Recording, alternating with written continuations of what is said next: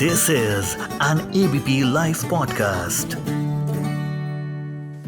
अच्छा, आप लोगों ने कभी बाहर मतलब विदेश जाके हायर स्टडीज करने का सोचा है?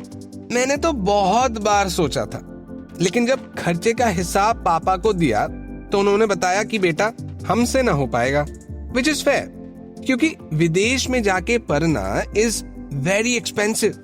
As a matter of fact, मेरे कॉलेज के जो दोस्त थे उनमें से कई लोग यूएस, यूके, कनाडा गए हैं पढ़ाई करने, और उनका खर्चा देख के तो मेरी सांसें रुक गई. विदेश में हायर स्टडीज करना एक्सपेंसिव तो है, लेकिन in spite of that students जा तो रहे हैं. As a matter of fact, record number पे जा रहे हैं. पिछले महीने मिनिस्ट्री ऑफ एजुकेशन ने पार्लियामेंट में बताया कि 2022 में 7.5 लाख इंडियन स्टूडेंट्स विदेश पढ़ने गए हैं, सरपासिंग चाइना. पर अब सवाल ये बनता है कि इतने सारे स्टूडेंट्स विदेश पढ़ने जा क्यों रहे हैं? इसका वजह क्या है? क्या इंडियन यूनिवर्सिटीज फॉरेन यूनिवर्सिटीज के स्टैंडर्ड से मैच नहीं कर पाते? ऐसे ही कई सवालों के जवाब देने आज हमारे साथ हैं managing director of admissions campus mister Pradeep Narayan. तो नमस्ते, मैं रुद्रशीष और आप सुन रहे हैं FII only on ABP live podcast. So welcome to FII, Mr. Narayan. It's a pleasure to have you on the show. आपने अपना टाइम दिया, thank you so much. My pleasure. तो सर, इंडियन स्टूडेंट्स अभी record number में foreign countries में higher education के लिए migrate कर रहे हैं. आपके हिसाब से what is fuelling this migration? इसके पीछे कारण क्या है और इससे देश को कितना नुकसान हो रहा है? तो इसके बहुत सारे कारण हैं. ठीक है, अगर मैं कुछ पॉजिटिव कारण बताऊंगा, कुछ नॉट सो पॉजिटिव कारण बताऊंगा. Let me start with not so positive. हमारे यहाँ पे पीयर प्रेशर और ओवरऑल जो हमारे पेरेंटल प्रेशर, फैमिली प्रेशर बहुत ज्यादा है फॉर पीपल टू सक्सीड.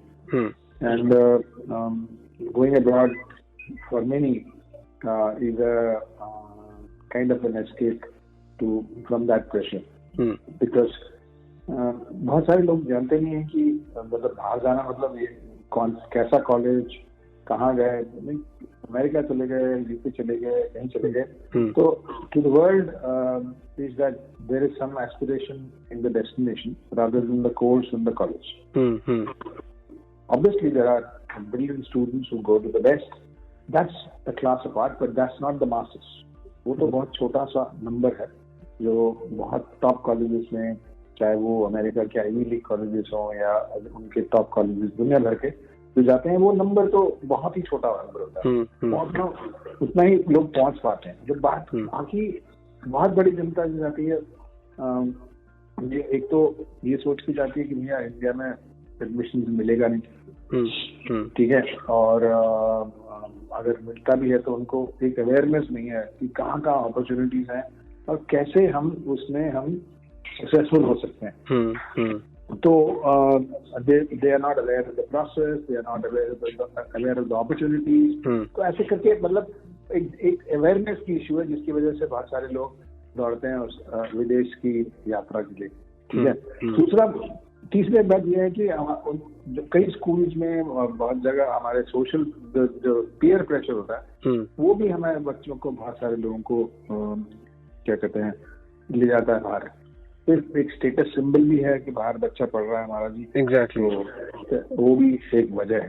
तो मतलब ओवरऑल अगर हम if you take away the top 0.5% of the colleges okay overseas, the rest of it, I mean, like gaining admission to them are definitely much more easier. So it's less competitive, less कहते हैं ना, failure के chances कम है. मतलब तो उस चक्कर में बहुत सारे लोग बच्चे जाते हैं. ये मैं अगर नॉट सो पॉजिटिव रीजन में, अगर मैं जो लिस्ट में अभी आपको बताई वो है. अगर हम पॉजिटिवली देखते हैं तो मेरे हिसाब से बहुत सारी चीजें जो हमें विदेश में मिलती हैं, कुछ ज्यादा मिलती हैं, बस is to do with the kind of nature of specialisations. एक बहुत बड़ा जो एडवांटेज है सॉरी एडवांटेज है which is to do with the flexibility of courses. कोई बच्चा फिजिक्स भी ले सकता है और पॉलिटिकल साइंस भी ले सकता है, साथ साथ पढ़ सकता है, ठीक है। हिंदुस्तान में ऐसे ऑप्शंस हैं, अब तो हमारे पास भी ऐसे ऑप्शंस हैं, बट लेकिन लोगों को नजर नहीं आते, ठीक है। And even if it is there, they are in rather high-end colleges or expensive institutions. But the fact is that there is a flexibility of the kind of courses they can go for. Exactly. And the biggest thing which we kind of fall short on many occasions is the whole research piece. तो जहाँ पे हमारे यहाँ पे research orientation बहुत कम है और विदेशों में अच्छे इंस्टीट्यूशंस में रिसर्च ओरिएंटेशन काफी अच्छी होती है। फिर ऑब्वियसली आप विदेश जा रहे हैं तो पूरी दुनिया आपके पॉसिबिलिटी है, तो चॉइस बन जाती है बहुत बड़ी इंडिया से बाहर निकलने के बाद। जबकि इंडिया का higher education system, just for your information, is the second largest in the world. अगर आपको ये मालूम नहीं हो तो we are the second largest higher education system in the world. Okay, तो उसके बाद अगर कोई कहता है कि मेरे को यहाँ पे एडमिशन नहीं मिलेगा, तो मैं आपको इतना ही कह सकता हूँ कि वो अनजान है हमारे हिंदुस्तान में क्या अपॉर्चुनिटीज है, how our country is so rich with the kind of diversity of opportunity. So that was on one side. One big thing which is a big advantage when we go abroad and study is the kind of diversity of students you sit with. आपका जो peer group है, कोई America से है, कोई UK से है, कोई चाइना से है, कोई रशिया से है, कहीं से मतलब दुनिया भर के लोग साथ में बैठ के पढ़ते हैं। तो उससे जो आपको जो सीख मिलती है, उससे जो आपकी पर्सनैलिटी में ग्रोथ होता है, उससे जो आपकी जो ओवरऑल डेवलपमेंट जो होता है, that is something which is enviable, and that's something which I think makes the overall overseas experience, if you go to a good institute. मतलब कई सारे लोग तो जाते हैं इसलिए क्योंकि पढ़ना नहीं है उनको, बट जाना है, ठीक है ना। तो अगर आप पढ़ने के वजह जाते हैं तो बहुत बहुत बड़ा एडवांटेज है ये स्टूडेंट डाइवर्सिटी को लेकर। दूसरा ऑब्वियसली जब जैसे ही आप दुनिया भर के बच्चों के साथ बैठते हैं, दुनिया भर की चीज देखते हैं, तो ओवरऑल ग्लोबल एक्सपोजर और जो पर्सपेक्टिव होता है ना, वो थोड़ा और डिफरेंट हो जाता है। मैं ये कहूँगा अच्छा होता है या बुरा होता है, थोड़ा डिफरेंट। क्लियरली अगर आप बहुत मोस्टली, मतलब मैं ये समझूंगा कि statistically I don't have the exact measurements, but I would think that a significant majority of the students who go to study abroad don't come back to India. So therefore, why do they not come back to India? Because they believe that वहाँ पे उनकी कमाई ज्यादा होती है, उनको तनख्वाह ज्यादा मिलती है, उनको कमाने का अपॉर्चुनिटी ज्यादा है, तो इसलिए वो वहीं रह जाते हैं। So that is therefore people generally perceive कि career opportunities वहाँ ज्यादा अच्छी हैं और quality of life अच्छा है, वहाँ का infrastructure थोड़ा सा बेहतर होगा, जो भी है। See, we are a very populous country. There is a stress on the infrastructure and the kind of facilities which we have, but we are doing good. I mean, like अगर आप देखें आज की डेट में हमारे highways, हमारे infrastructure कुछ भी देखें, ट्रेन्स, प्लेन्स, सब कुछ तरक्की कर रहे हैं और सारी दुनिया अब इंडिया की तरफ दौड़ रही है। जबकि वर्ल्ड वाइड अगर आप देखें, कोई बैंक गिर रहा है, कोई कुछ मतलब डिप्रेशन हो रहा है, economic fatalities are increasing by the day in the whole world, whereas India is rather insulated and we're doing pretty well overall as a country in every index which you want to look at. So therefore मैं तो ये कहूँगा कि हमारे यहाँ opportunities जितनी मुझे दूर दूर तक नजर आ रही है, तो सारी दुनिया को जोड़ लो उतनी अपॉर्चुनिटीज, उससे ज्यादा अपॉर्चुनिटीज हमारे पास हैं। बट पर्सपेक्टिव ये है कि बाहर जाएंगे तो एक स्टेटस और एक यू नो एक औंधा मिलता है जो हमें लगता है कि यहाँ में मिलता नहीं। एग्जैक्टली। और आपने बहुत राइटली ये हाईलाइट किया है कि बाहर जाने से एक जो डाइवर्सिटी मिलता है, क्योंकि मैं जब कोलकाता से उठ के ग्रेजुएशन करने दिल्ली यूनिवर्सिटी आया था, तो मेरे क्लास में कोई स्टूडेंट तमिलनाडु से था, कोई कश्मीर से था, मैं खुद बंगाल से था। तो एक डाइवर्सिटी जब होता है तो बहुत कुछ नया सीखने को मिलता है, एक्सप्लोर करने को मिलता है लाइफ में। And I can only imagine कि एक फॉरेन देश में जाने से कितना ही डाइवर्सिटी मिलता है। बिल्कुल सही कह रहे हैं। एग्जैक्टली। तो sir the point you hit the nail on the head, but then the diversity here when we look at we are the same country nationals, so to that extent the diversity is of one kind, which is trans country and not transnational. So that's the difference. But then yes, diversity is, especially when you travel into other cities, you do get the great opportunities. But then हमारे यहाँ लोग explore करेंगे, थोड़ा सा बाहर निकलेंगे तो exactly. तो आपने ये भी बताया कि destination is very lucrative than the aspiration of the student, क्योंकि बहुत स्टूडेंट्स बस यूएस जाके रहना है, पढ़ना है, यूके जाके रहना है, पढ़ना है, इस एक फेज में रहते हैं। और कुछ स्टूडेंट्स ये भी हैं कि नहीं, बाहर की जो यूनिवर्सिटी है, बाहर की जो प्रोफेसर्स हैं, बाहर का जो टीचिंग सिस्टम है, एजुकेशन सिस्टम है, वो इंडिया से काफी बेहतर है। तो उनके लिए एक सवाल ये है कि क्या हायर एजुकेशन के लिए इंडियन यूनिवर्सिटी फॉरेन यूनिवर्सिटीज जैसे कि हार्वर्ड, येल, ऑक्सफोर्ड के बराबर नहीं है? क्या वो न्यू जनरेशन स्टूडेंट्स के करिकुलम के साथ सिंक नहीं करता? So, let me explain this. So, you named the absolute best in the world. Okay, look at Harvard, Oxford, Yale, those kind of things. मतलब मैं आपको एक डिस्टिंक्शन बताता हूँ। अगर आप कभी स्टैनफोर्ड यूनिवर्सिटी का नाम सुना होगा, स्टैनफोर्ड यूनिवर्सिटी के पार्किंग लॉट में, ठीक है, एक पोर्शन रिजर्व है।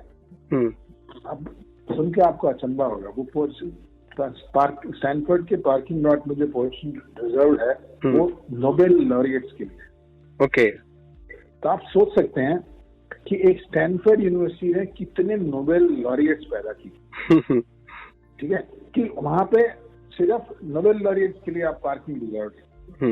तो ऐसे कुछ हैंडफुल ऑफ इंस्टीट्यूशंस हैं, 5, 7, 10 इंस्टीट्यूशंस होंगे जो दुनिया भर में इस बात के लिए मशहूर हैं कि उनके यहाँ से बेहतरीन से बेहतरीन स्टूडेंट्स ग्रेजुएट करके निकले हैं, पोस्ट ग्रेजुएशन किया है, डॉक्टरेट किया है, सब कुछ किया है, और उन्होंने दुनिया में नाम कमाया और अपने इंस्टीट्यूशन के लिए नाम कमाया। वो बात रेप्लिकेट करना मतलब हमें बहुत टाइम लगेगा। हमारे यहाँ इतने नोबेल लॉरिएट्स नहीं है जितने कि हमें पार्किंग की जरूरत पड़े। तो हमें थोड़ा पहले तो हमारी रिसर्च फाउंडेशंस और जो रिसर्च कैपेबिलिटीज हैं वो बढ़ानी है। तो उस पर्सपेक्टिव से देखा जाए हम थोड़ा सा पीछे हैं। बट अगर हम नॉर्मली अब जैसे ग्रेजुएट एजुकेशन है, इंजीनियरिंग की है सपोज, ठीक है, वहाँ की मेथोडोलॉजी अलग है, थोड़ी largely practice oriented. But I think जो हमारे यहाँ पे प्रैक्टिस एंड एप्लीकेशन ओरिएंटेशन जो वहाँ पे है उतनी हमारे यहाँ नहीं है। बट लेकिन धीरे धीरे हमारे यहाँ काफी तरक्की करी है, हमने भी हमारे लिए प्रैक्टिस और एप्लीकेशन ओरिएंटेशन काफी बढ़ गई। बट लार्जली जो हमारे यूनिवर्सिटी सिस्टम जो अभी हम बदल रहे हैं उसमें जो थियोरेटिकल ओरिएंटेशन, जो मगिंग मतलब जो रटने वाली बात है वो अभी भी है, ठीक है।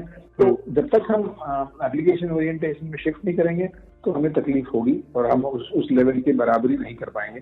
बट यहाँ पे सबसे बड़ा फर्क ये कि हमारे जो बेहतरीन इंस्टीट्यूशंस हैं, चाहे वो IIT हो या IIM हो, वो बच्चे जो स्टूडेंट्स वहां जाते हैं, ठीक है, it's a bloody cream, absolutely the best. हम मिलियंस में से बच्चा जो मतलब 1000 बच्चे वहां फिट होते हैं, मतलब समझ लीजिए हर साल मोटा 10 लाख स्टूडेंट्स IIT के लिए लिखते हैं, ठीक है, और कुल मिलाकर 10,000 बच्चे IIT में पहुंचते हैं। तो मतलब 1% भी नहीं हुआ।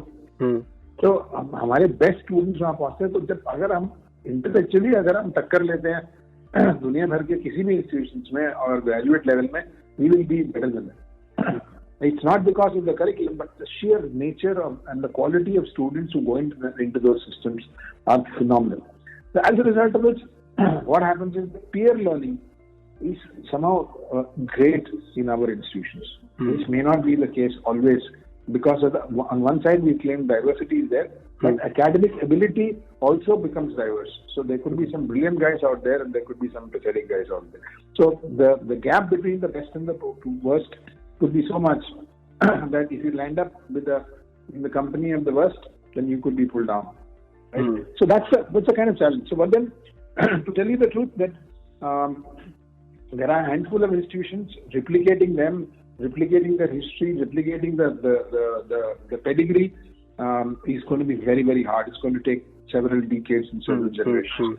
But it's not impossible. We're getting there. We are getting there every day. There are newer institutions.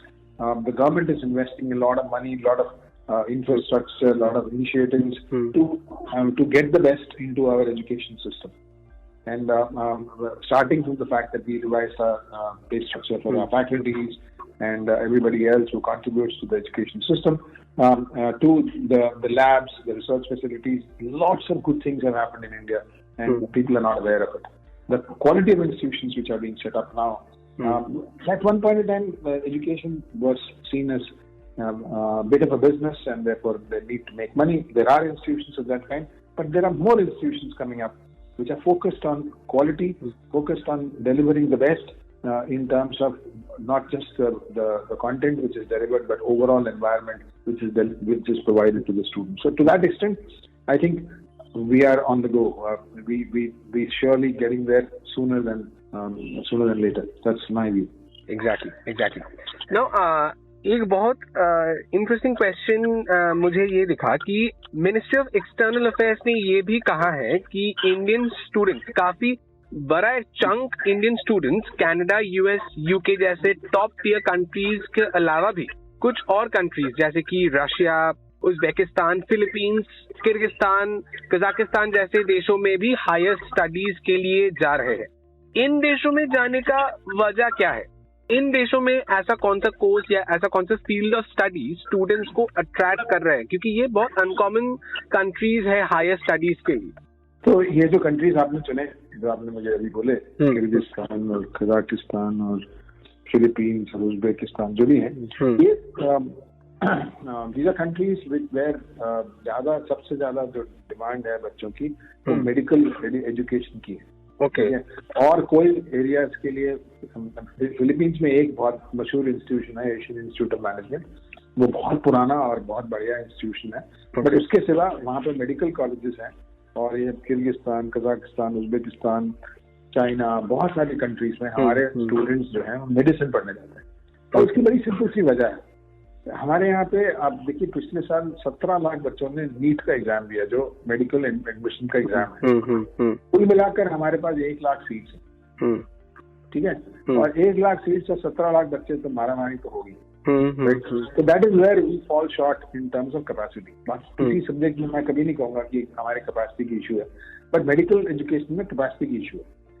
तो the kind of monies which are involved even in India, जहाँ पे कुछ हमारे private medical colleges वगैरह, उसको they are very expensive also, some of them, but they have some fantastic government colleges। आप AIIMS ले लीजिए, ऐसे बहुत सारे institutions हैं, जिपमर और FMC, सब government institutions हैं, they are absolutely next to nothing in terms of fees, but the fact is that the others are pretty expensive, and even after that it still doesn't fulfill the requirement from a demand perspective. So इस वजह से ये ऐसे countries हैं जहां पर बहुत ही सस्ता मतलब इतना सस्ता आपको मेडिकल एजुकेशन मिलता है कि इसलिए लोग वहां दौड़ के जाते हैं। तो वहां पे एक पूरा अब इकोसिस्टम बन गया। आप वहां जाएंगे तो इंडियन हॉस्टल्स तक बने हुए हैं, इंडियन खाना मिलता है।